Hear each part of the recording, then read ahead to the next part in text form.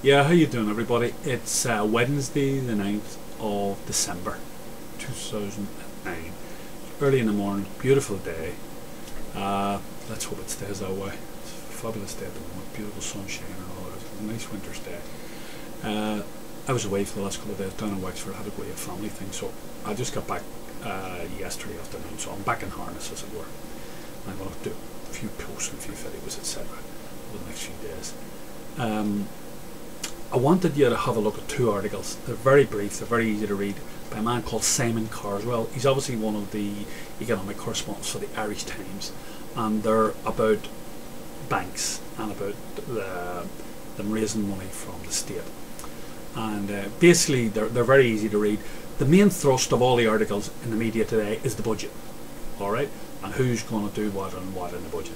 And what's been going on for the last 4 months, Brian and Brian Cohen have been basically trying to work out how they're going to cut their spending and increase their intake from the ordinary populace at large, the unofficial tax collectors, here us, by 4 billion. So that's what they hope to raise today. They hope to cut back and raise two amounts combined, 4 billion. And we'll know by late afternoon or mid afternoon what's actually going to take place, carbon tax and all that. Okay.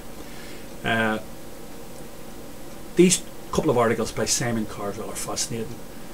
What they tell us is that 3 banks, AIB, Bank of Ireland and Nationwide Building Society, are going to have to go to the government very shortly and ask the government for 9.2 or 9.3 billion euros.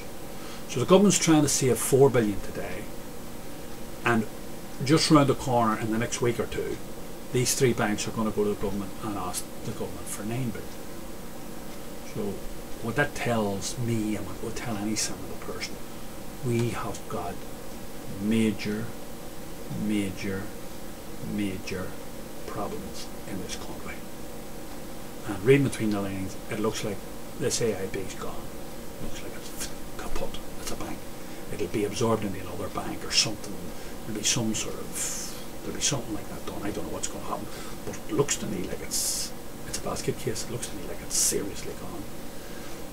What the impact, where we're going to get this money, I don't know. I don't know where we're going to get another 10 billion.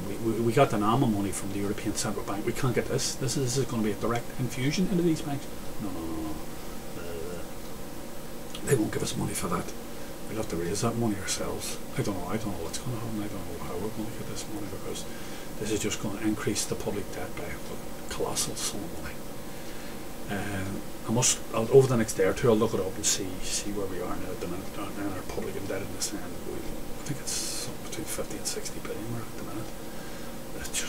It's unbelievable. Anyway, just a reflection of the times that we're in. We're in serious doo-doo. That's what we want living, certainly. The next thing I want to deal with is an article which was written by a lady called Miriam Lord, and it was written in Sunday the 6th of last Sunday there, a couple of days back, The Independent. And she writes a sort of social page, and there was a paragraph in it.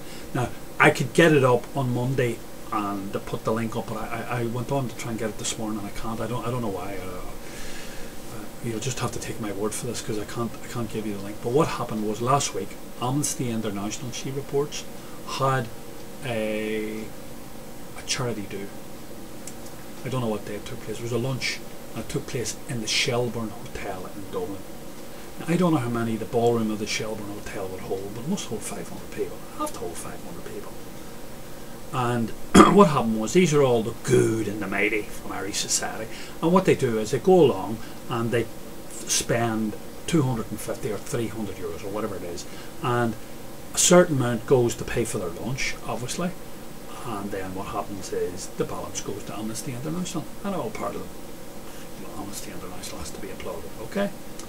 But the guest of honour was none other than Dennis Obese O'Brien. So he must have a PR team or something working for him at the moment.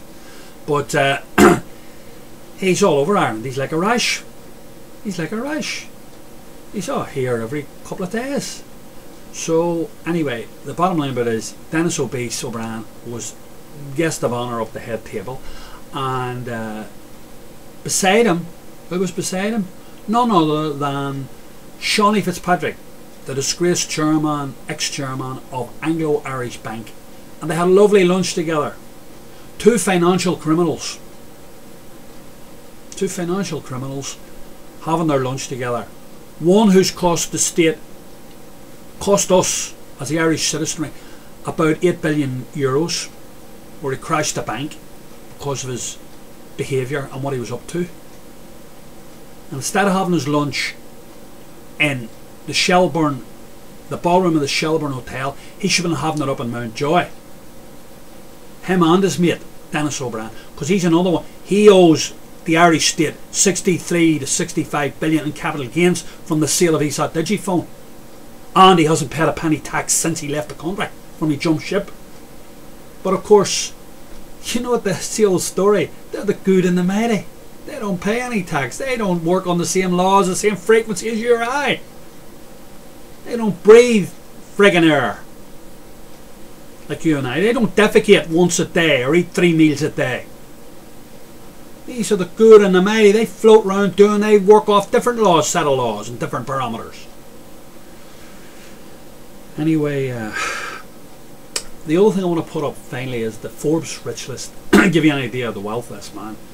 Got into an argument there recently with I heard about how wealthy these people were, you know, and I had to go and just look it up, just check it up and get it in black and white, print it out and show it to this muppet.